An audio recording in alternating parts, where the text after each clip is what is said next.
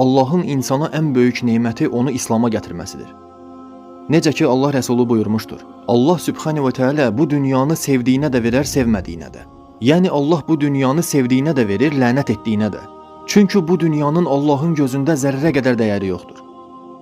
Əgər bu dünyanın Allah qatında milçəyin qanadı qədər dəyəri olsaydı, o zalimlara bir damla su içmə imkanı belə verməzdi. Elə ona görə də Allah verir onlara bu dünyanı. Yəni sevdiyinə də verir, sevmədiyinə də. Lakin imanı Allah Sübhanehu ve Teala sevdiyindən başqasına vermir. İmanı yalnız sevdiyinə verir. Əgər görürsənsə ki, sənin imanın var, malından Allah yolunda xərcləmək istəyirsən, Ramazanı sevirsən, namazı sevirsən, hicabı sevirsən, bax bu sənin üçün gözəl xəbərdir. Deməli Allah sevir səni.